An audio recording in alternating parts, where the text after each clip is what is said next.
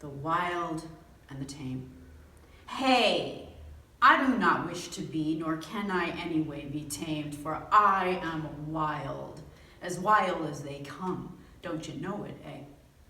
1, 1, 2, 3, 5, 8, 13, 21, 34, 55, 89, 144. This is a sequence of numbers to be loved. And there are others, other patterns. I like swirls and spirals, twists, billows, clouds, swag, swoon, spiral, stairs, double helix, DNA, rotini, da, corkscrews, drill bits, springs, wrapping vines, barbershop poles, slinkies, mazes, labyrinths, hexagons, hexagrams, six-pointed stars, the Magen-David snowflakes, Chinese checkers, star knots, cox curves, honeycombs, hexahedron, geodesic domes. Everything is made of numbers. Hey, Mommy, did you know that a tree is a tree, a house is a house, a fence is a fence, a gate is a gate, a person is a person? Did you know everything has a name? Isn't that something?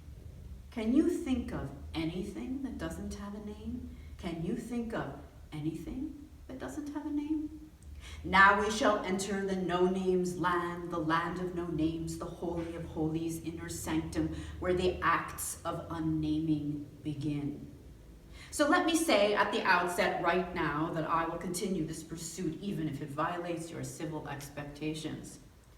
On encountering the prescribed path of the labyrinth, walking to the center where there is a round pad that encourages rotating on the spot, the whole world is round.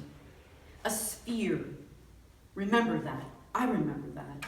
One is free to gaze down any of the infinite vectors radiating from the center. All views are possible.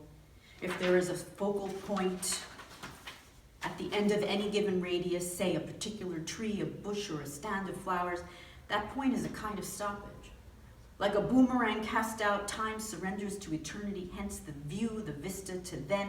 Like a boomerang coming home, infinity propels right back into time. On this occasion, redemptive, but not always. Remembering that there is not one without the other, life without death, death without life, then approaching limits can be equally exhilarating as devouring, as devastating, as liberating as suffocating, not to dismiss the possibility of equanimity and equilibrium. Thus it might come to pass that on one journey back toward the center or out, a darkness descends because of an all too sudden command to return. Otherwise, to be jettisoned forever, lost in space or in time, to be stranded like a swimmer out in the sea, unyieldingly drawn by gravity's burden, or severed like an astronaut in the cosmos out of gravity's grasp. Do not despair. We shall be visited again by gravity's grace. Disquiet, dismay, maybe demons, for no soul truly wills to be, shall be informed of all destiny's end. Not that all patterns and all connections, sleuthed, revealed, and reveled within, don't make for a rapture worth all the risk, but rapture may be attended by ravaging forces. How ravaging, ravaging, ravaging, ravaging, ravaging, ravishing, ravishing, how ravishing. As I was saying, the distance between the center to a point of focus makes a difference, extending, reducing, or maintaining the length of travel, punctuated here or there by lingerings in transit, locked on the spot, or mesmerized beyond. The imperative of the vector becomes more or less or none too urgent. And with the absence of a point of reference along certain radii, something more abstract happens. Less personal, more about everyone, everything. History comes into the picture. A deeper sense of past, present, and future. How wonderful. All is one. Hey, the whole planet may blow up into smithereens someday, and I can live with that inside this infinity. So, on the other hand, getting back to enormous pleasantries and pleasures, just imagine then being in the center of a magnificent, transparent, geodesic sphere whose planar dimensions keep reconfiguring. 4s, 6s, 10s, 12s, 18s, 22s, 32s, 231s. You name the number of sides of the protoplane, with lines vectoring out through points and across edges, up, down, and all around. Equilateral, isosceles, symmetric, asymmetric, a kaleidoscopic pageantry. The arcs of the most exterior walls protruding as voluptuous convexities or contracting in taut concavities. A geodesic sphere in a fluid flux.